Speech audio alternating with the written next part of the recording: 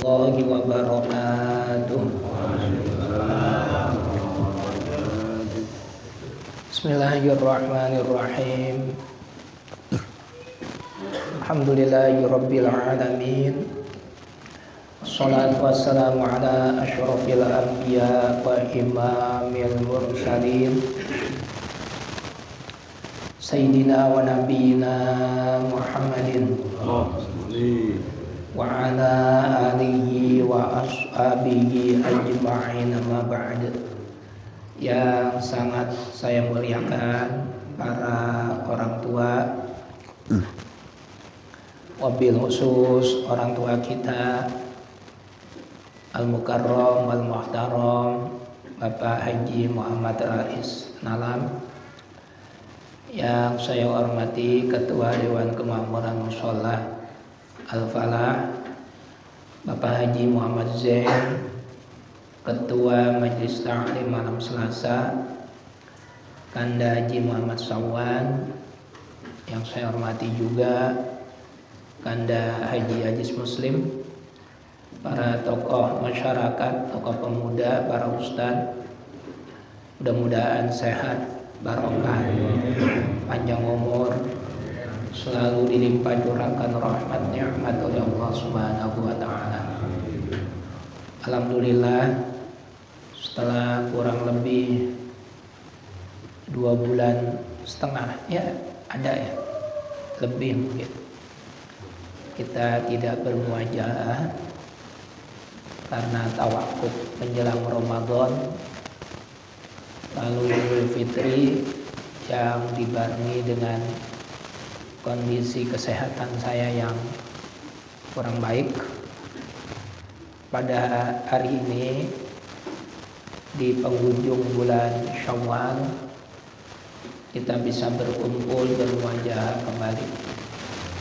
Mudah-mudahan pertemuan ini dijaga oleh Allah Subhanahu wa taala, dirahmati, diberkahi, sehingga kita terus dan terus bisa belajar bersama, mengaji bersama tanpa hambatan dan halangan apapun. Tak lupa saya mengucapkan terima kasih yang sedalam-dalamnya kepada semua jamaah yang tidak pernah berhenti, tidak pernah putus mendoakan saya, terutama selama Ramadan. Saya dengar sendiri banyak yang bercerita, hampir setiap malam dibacakan Fatihah. Ini doa yang memang sangat dibutuhkan. Ya, saat ini saya belum pulih, belum 100% pulih. Jadi belum sembuh menurut hitungan ataupun menurut kedokteran. Tapi ya bismillah, saya niatkan hadir dengan harapan ketemu bapak-bapak. Kita doa bersama, dengan keajaiban dari Allah saya bisa diberikan kesembuhan yang sempurna, sehat, bisa ngaji lagi. Kalau menurut teori medis, saya itu punya penyakit yang tidak bisa disembuhkan menurut medis. Jadi ya harus ada terapi penggantinya. Tidak bisa disembuhkan dan tidak ada obatnya menurut medis. Karena saya menderita sakit gagal ginjal stadium 5. Ya kalau pengen bertahan hidup, ya pilihannya 2. Yang pertama dialisis atau cuci darah, itu berlangsung seumur hidup. Atau yang kedua ya cangkok ginjal atau transplantasi ginjal. Nah itu kedua-duanya tindakan yang memang betul-betul beresiko, ataupun tindakan yang kedua-duanya sangat ditakuti. Oleh karena itu dengan segala kerendahan hati kita mohon kepada Allah. Mudah-mudahan ada keajaiban. Yang kata dokter tidak bisa disembuhkan, yang kata dokter nggak ada obatnya. Mudah-mudahan dengan segala rahmatnya Allah, sifat ya Arhamar Rahimin ya Allah, Allah bisa memberikan keajaiban sehingga saya bisa disembuhkan dan bisa kembali dan terus bersama bapak-bapak di majelis salim yang kita cintai ini. Bismillahirrahmanirrahim. Hadiyatan nu'tiha wa nuqaddimuha li habibina wa syafi'ina wa qurrati a'yunina wa maulana Muhammadin sallallahu alaihi wasallam wa ala alihi wa ikhwanihi minal anbiya'i wal mursalin wal awliya'i wa syuhada'i was shalihin was sahabati wat tabi'in wal ulama'i wal amilin wal mufassirin wal muhaddisin wal musannifin wa ila ru'i jami'il malaikatil muqarrabin summa ila ru'i al-wahyi mutaqaddimin ususun wa sultanil ثم إلى أولياء المتأخرين خصوصا إلى مصنف هذا الكتاب القريب والمجيب الشرعي ثم إلى روي جميع العلماء وأولياء هذه القرية ومشهور القرية قدس الله أسراركم ونور ضرائعكم وجعل الجنة وعاد علينا من بركاته وامطر علينا من المسلمين والمسلمات والمؤمنين خصوصنا أبانا وأمهاتنا وأجدادنا وجداتنا ونخص خصوصنا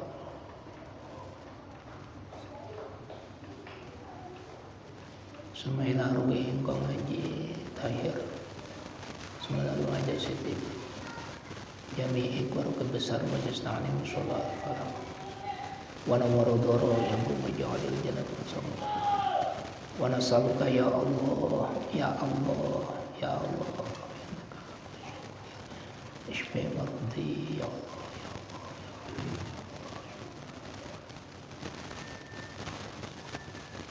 Al-Fatihah.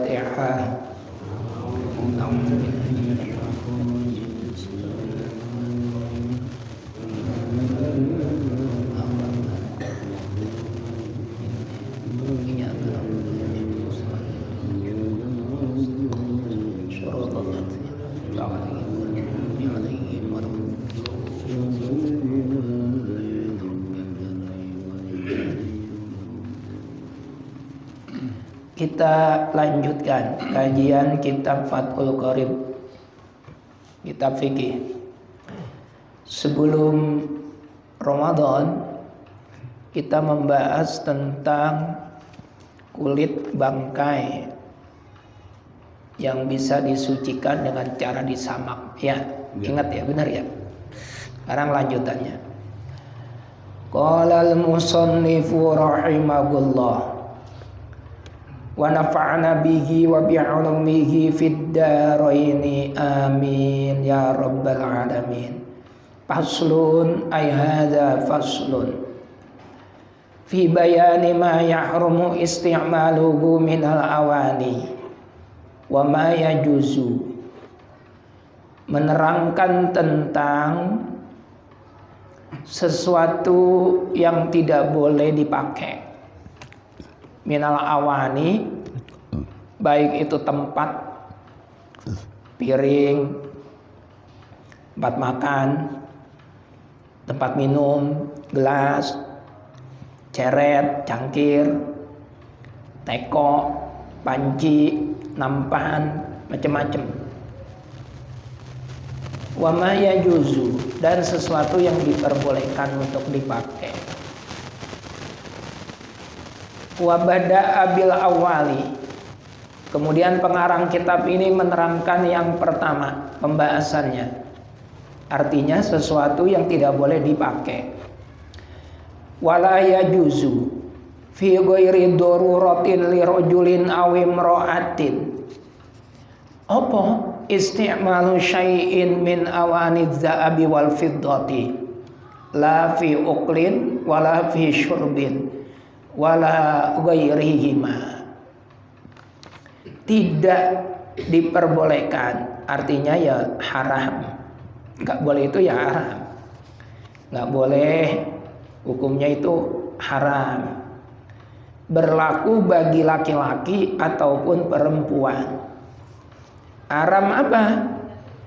Mempergunakan sesuatu itu berupa benda-benda yang dipakai yang terbuat dari emas dan perak. Lafi uklin, baik digunakan untuk makan, berarti kan piring, mangkok, pakai emas, sendok, tidak boleh.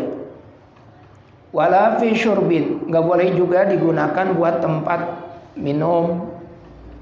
Kita ngopi, kopinya halal, tapi gelasnya gelas emas, nggak boleh, haram pemakaiannya.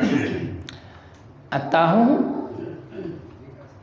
tekonya yang dibuat nuangin ke gelas dari emas atau perak, nggak boleh, haram. Itu nanti kita pakai emas sama perak itu di surga. Kita minum gelasnya emas di surga. Kita minum gelasnya perak di surga. Kalau di dunia nggak boleh, haram. Tetapi kalau kita gunakan untuk cincin, Bang Amin senang cincin, engkong udah batu-batunya. Kalau itu iketannya dari emas, tetap tidak boleh. Tapi kalau iketannya dari perak, bukan hanya boleh, hukumnya sunnah. Pakai cincin, ikatannya perak. Mana dalilnya? Kita buka. Dalilnya jauh. Halaman 352. Nah, ini nanti Pak Haji bisa lihat sendiri. 350. Wattakhatumu bidza'abi, haram hukumnya pakai cincin emas buat laki-laki, haram. Nah, terus lihat dalamnya, kita lihat wa kharaja bidza'abi al-fiddatu fa innahu yajuzu at-takhattumu bi alir rajuli bal yusannu ma lam yusrif fihi urfan. Ada Haji ya, mengecualikan pakai emas. Emas hukumnya haram, cincin laki-laki. Tetapi kalau pakai perak hukumnya boleh. Bal yusannu, bahkan disunahkan pakai perak, sunnah hukumnya. Perak segram berapa itu harganya? Apa 35.000, 50.000. Kita beli 10 gram pakai. Yang disunahkan lagi pakai cincin itu Bang Amin, jarinya jari kelingking, tangannya tangan kanan. Itu Rasulullah pakai cincin tangan kanan di kelingking. Kalau kita orang Indonesia makainya di jari mana? Jari manis.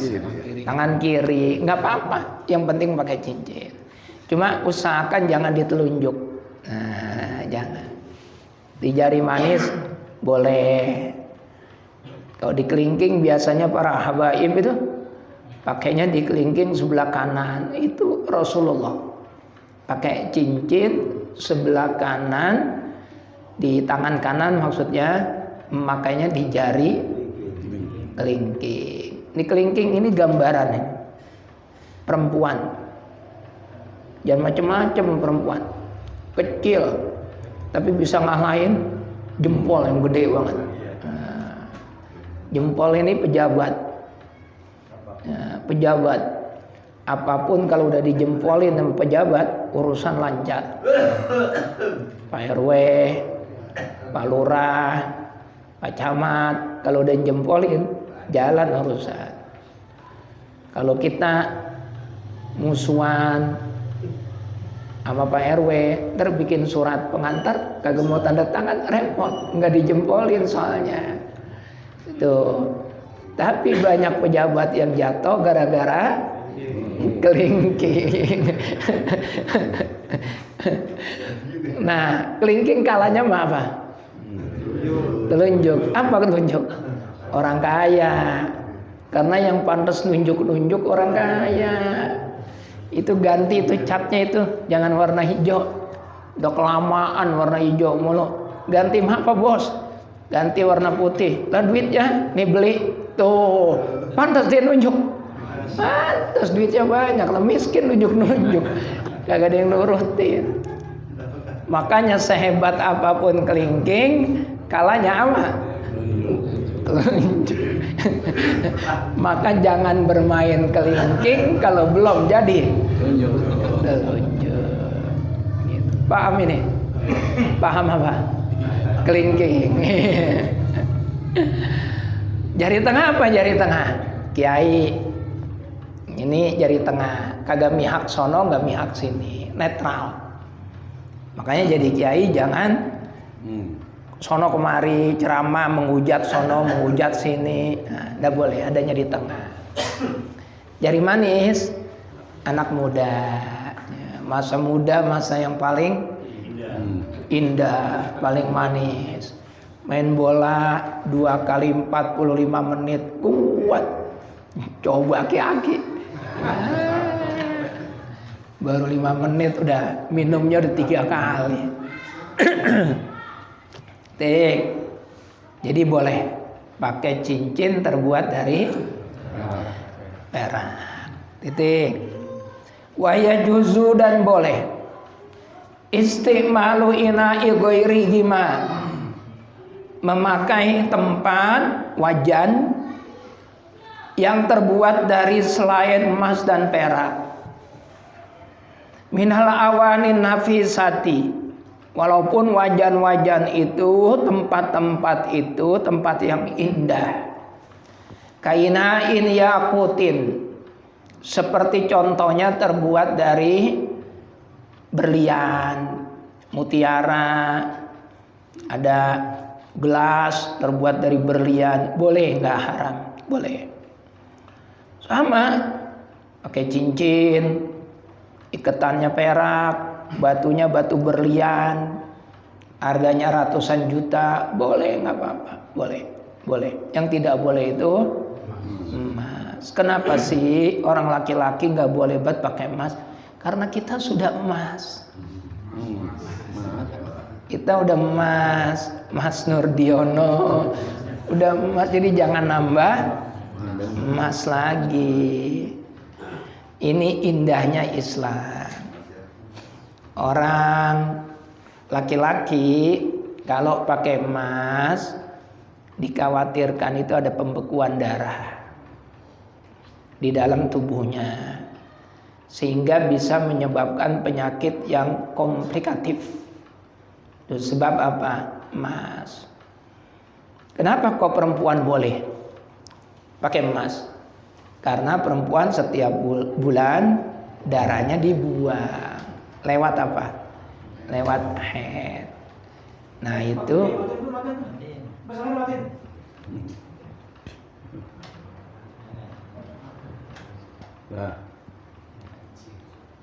Nah itu apa sebabnya?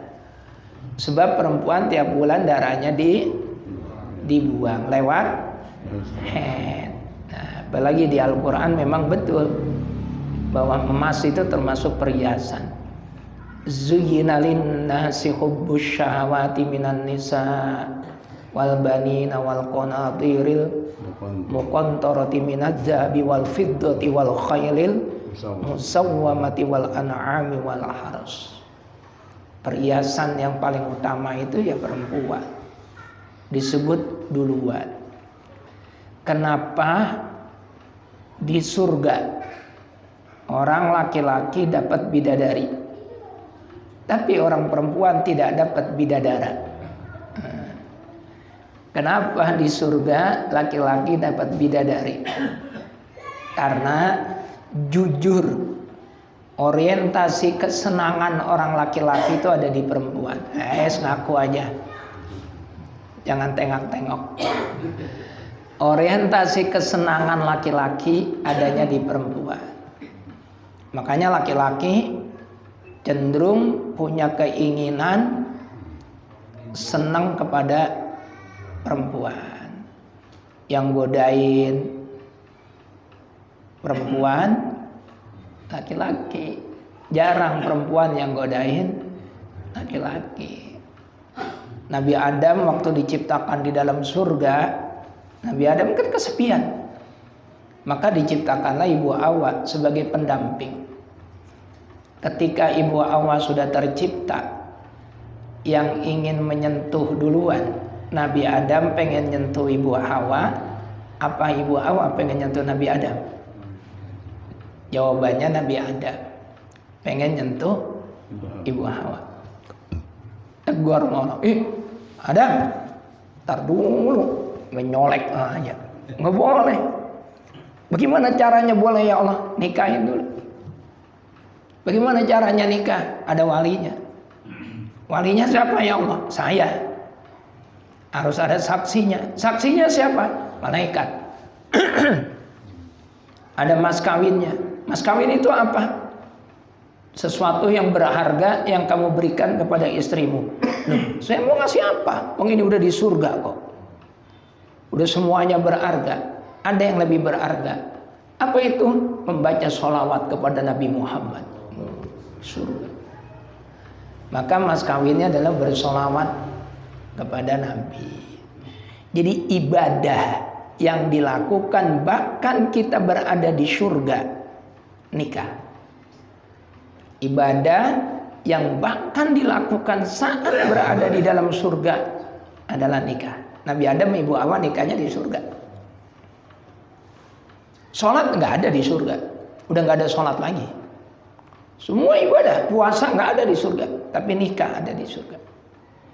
Anak-anak bayi muslim, anak-anak bayi yang terlahir kemudian meninggal, nanti di surga bisa dinikahkan. Bisa dinikahkan dengan bayi laki-laki atau bayi perempuan yang meninggal dan dia tentunya belum menikah di dunianya. Ada orang yang nanya ke saya, jujur aja orang Pondok Ungu, tapi saya nggak mau jawab orangnya siapa. Ustaz, bagaimana saya ini janda? Kalau saya kawin lagi, ntar di surga yang jadi suami saya, suami pertama apa suami kedua? Itu jawabannya khilaf. Kalau Bapak buka di kitab Tarsyikhul Mustafidin, ulang. Ya Allah. Apa nama kitabnya? Pengarangnya itu Sayyid Alwi dari Margaba Alawi. Kitabnya Bughyatul Mustarsyidin. Di kitab Bughyatul Mustarsyidin, saya ulang, nama kitabnya Bughyatul Mustarsyidin. Itu dia akan menjadi istri suami yang kedua. Indun menikah dengan Yusuf. Yusuf meninggal dunia. Lalu Indun menikah lagi dengan Ustadz yang suaranya enak. Duda udah lama dia. Nah itu ntar di surga ketemunya sama suami yang kedua. Ketemunya. Suami yang pertama enggak. Tapi ada satu pendapat yang mengatakan bahwa ini yang lebih kuat. Nanti perempuan itu disuruh milih. Mau milih suami pertama apa mau milih suami yang kedua? Apa alasannya? Rasulullah ketika melamar Ummu Habibah itu kan ditolak. Dia janda, tapi ditolak. Saya itu cinta banget sama suami saya ya Rasulullah. Saya takut nanti di surga nggak ketemu. Kata Nabi, nanti di surga kamu boleh pilih saya atau suamimu. Nah, itu yang lebih kuat. Jadi buat janda kalau pengen kawin lagi nggak usah takut. ntar nggak ketemu sama suami yang lama. Dia boleh milih antara suami lama atau suami yang baru. Tapi kalau laki-laki, kan kagak perlu nungguin bininya mati. Nggak perlu kan? Karena laki-laki fangki'u ma ta'balakum minan nisa masna wa sulasa wa ruba'. Boleh punya istri dua, saya kencengin biar pada dengar. Boleh punya istri tiga, boleh punya istri empat. Masalahnya berani apa kagak? Satu aja kagak dapet. Dua, tiga, empat, boleh. Dan nanti di surga pun orientasi laki-laki itu bidadari. Di kitab At-Tibyan karya Imam An-Nawawi, satu orang laki-laki yang masuk surga itu disediakan 4.000 bidadari.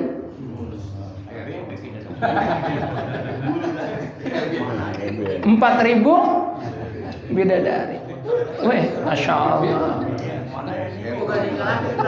Bukan apa? Oh, iya udah itu jatah, udah jatah engkau. Udah jatah engkau.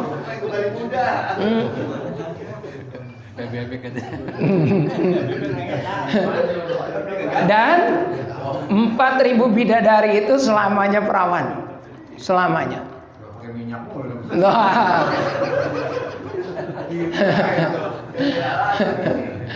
Tapi perempuan kagak ada yang dapat bidadara. Kenapa? Karena orientasi perempuan bukan seksualitas, bukan. Yang dapat tular Ustaz Mahfud. Kita doain.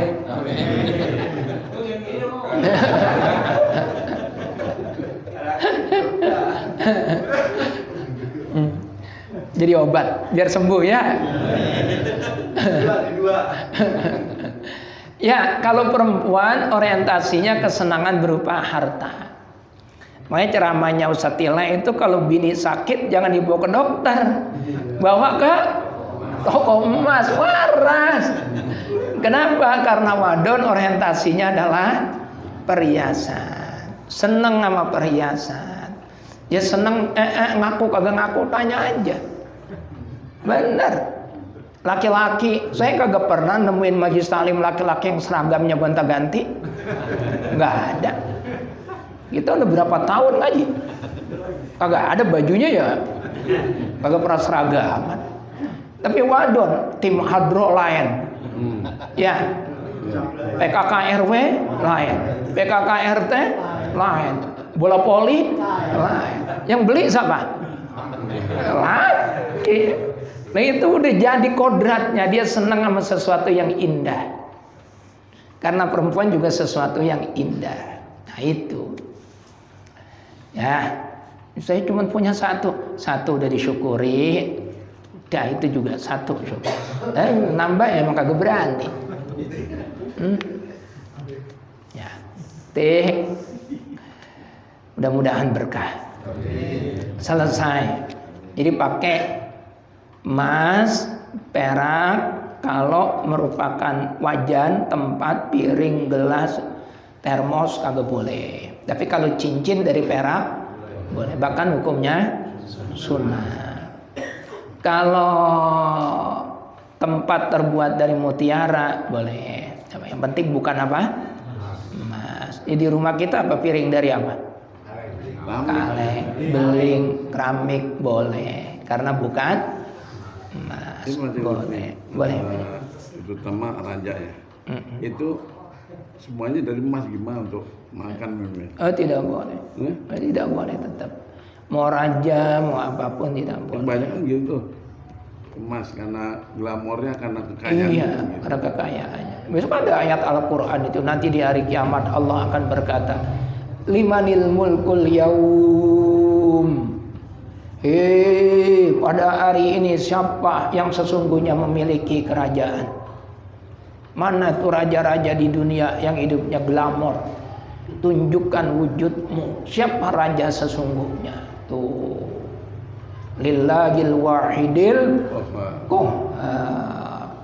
Raja yang sesungguhnya, raja yang paling raja adalah Allah yang Maha Esa dan Maha Perkasa. Mana Fir'aun? Ainal mutakabbirun? Mana raja-raja yang sombong? Ainal jabbarun? Mana pemimpin-pemimpin, raja-raja yang berbuat semena-mena di dunianya? Tunjukkan batang hidungmu, kata Allah. Ayo sekarang, siapa yang sesungguhnya pemimpin? Siapa yang sesungguhnya raja di antara raja? Ada di dunia ya namanya raja. Hukum itu ya raja sendiri. Negara kita kan bukan negara kerajaan, demokrasi. Presiden hanya boleh menjabat 2 periode 10 tahun. Tapi kalau raja seumur hidup. Belum mati. Nah, kalau dia mati digantiin anaknya atau putra apa namanya? Putra mahkota. Kayak Arab Saudi. Raja sekarang kan Raja Salman ya, Raja Salman. Nah, ini Raja Salman udah punya putra mahkota namanya MBS. Muhammad bin Salman. Muhammad Budi Santoso. Muhammad bin Salman. Nanti kalau rajanya mangkat, wafat, meninggal dunia, secara otomatis anaknya yang menggantikan. Ini namanya sistem monarki. Monarki. Kalau kita demokrasi dipilih sama rakyat. Paslun, ada paslun. Udah isya belum? Berapa menit lagi? Masih lama. Apa mau nanya? Ya udah saya persilakan ya. Ayo. Oh iya boleh. Di anu dulu ya. Ya. Itu ya. Ya. Kalau dulu deh. Ini yang mana aja? Seberapa ini singkat apa? Bisa kalau so baik Israel itu kan fitro. Tapi ini baik Israel membawa dosa. Itu gimana, Bu? Oh, bayi lahir membawa dosa. Ada istilah begitu. Ya. Setan guru ini kan Iya. Ya, kau dulu deh. Iya. Jadi Ustadz Mahfud udah tepat dalilnya. Kullu mauludin yuladu 'alal fitrah fa abawahu yu'awwidanihi aw yunassiranihi aw yumajjisanihi. Udah tepat. Setiap bayi yang terlahir itu suci, nggak ada dosanya. Baik bayinya orang Islam, bayinya orang non-Muslim, semuanya suci. Walaupun bapaknya banyak. Walaupun bapaknya banyak. Nggak ada anak yang menanggung dosa orang tua. Nggak ada. Jadi jangan salah paham. Nanti saya terangin pertanyaannya. Ini pahamin begini dulu. Tidak ada anak yang terlahir membawa beban dosa orang tuanya. Apa yang dimaksud dengan setiap bayi yang dilahirkan dihukumi suci? Kalau dia mati, walaupun itu bayinya orang non-Muslim, dia mati. Usia 3 tahun, 5 tahun, mati. Itu dijamin masuk surga. Dijamin. Tapi kalau bayinya orang non-Muslim, walaupun dia dijamin masuk surga, dia tetap tidak boleh disolatkan. Tidak boleh dikuburin di kuburan orang Islam. Kenapa? Karena anak yang belum balik itu agamanya mengikuti agama bapak ibunya, ikutin agama ibunya. Ibu bapaknya non muslim, ya anaknya secara otomatis non muslim. Tidak boleh disembayangin, tidak boleh dikuburin di kuburan muslim. Tapi dia masuk surga. Kenapa dia masuk surga? Karena memang faktanya nggak ada dosanya. Nabi yang berkata, setiap bayi yang dilahirkan suci. Gede. Orang tuanya lah yang menjadikan dia Yahudi, orang tuanya yang menjadikan dia Nasrani, atau orang tuanya yang menjadikan dia Majusi.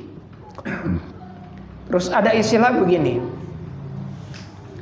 anak zina itu nanti tidak akan masuk surga. La yadkhulul jannata waladuz zina. Tidak akan pernah masuk surga anak hasil zina. Itu jangan disalahpahami. Jangan disalahpahami bahwa anak hasil perzinaan ditutup peluangnya dia masuk surga. Tidak, nggak kayak gitu.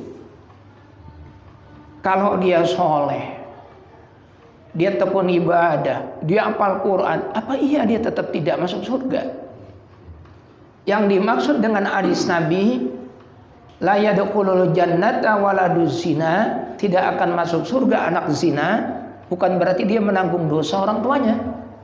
Tapi dia tidak akan pernah bisa menjemput ibu bapaknya yang berbuat zina untuk bersama-sama masuk surga. Nggak bisa. Kan ada istilah begini, orang tua ibadahnya sedikit, dosanya banyak.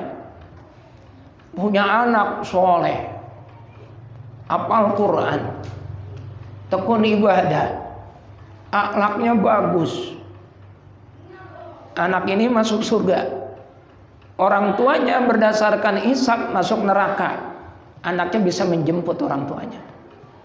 Ya Allah, di dalam diri saya ada Al-Quran. Maka saya nggak senang kalau saya masuk surga, orang tua saya nggak masuk surga. Terus maunya apa? Saya ingin orang tua saya masuk surga bareng-bareng sama saya. Maka diturutin mau. Ya sudah, kalau gitu orang tuanya mendapat syafaat dari Al-Quran yang ada pada diri anaknya. Nah kalau anak zina nggak bisa kayak gitu, Ustaz Mahfud. Misalnya si Fulan sama Fulana, laki-laki dan perempuan berzina. Lahir anak, diurusin dengan benar anak ini. Sama perempuan itu, emaknya. Tapi memang tidak dinikahin sama laki-lakinya. Sampai kapan-kapan tidak dinikahin. Anak ini tumbuh besar, tekun ibadah, hafal Quran. Anak ini masuk surga. Terus bapak sama ibunya misal ini masuk neraka. Terus anak itu memberikan syafaat. Udah kalau gitu bapak saya berikan syafaat, tidak bisa. Itu yang disebut dengan la yadkhulul jannata waladuz zina. Tidak bisa seorang anak zina itu menarik pelaku yang berbuat zina sehingga kelahiran dia. Gitu ya. Lain dengan anak kita sendiri yang betul-betul hasil pernikahan yang sah. Paham? Begitu juga sebaliknya. Orang tuanya kiai, soleh, benar-benar tekun ibadah, tapi punya anak zina. Entah itu berbuat kapan dulu sebelum dia taubat. Dia taubat benar-benar, dia hafal Quran, dia jadi kiai. Kiai ini masuk surga. Dosanya diampunin Allah, taubatnya diterima. Anaknya dia hasil perzinaan masuk neraka. Tidak bisa ini orang tuanya menyelamatkan anak hasil perzinaan itu. Itu anak saya ya Allah, nggak bisa. Karena anak zina tidak dikategorikan sebagai anak. Anak zina tidak dikategorikan sebagai anak yang memiliki bapak, enggak. Jadi anak zina hanya punya ibu saja. Hanya punya ibu tapi tidak punya bapak. Sehingga tidak bisa menjadi wali nikah dan tidak bisa memberikan syafaat di hari kiamat nanti. Itu maksudnya. Ustaz Mahfud? Ya. Jelas ya? Dah, udah isya ya? Dah. Al-Fatihah.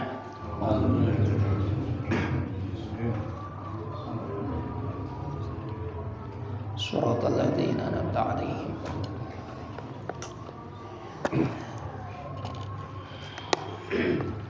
Bismillahirrahmanirrahim. Alhamdulillahirabbil alamin.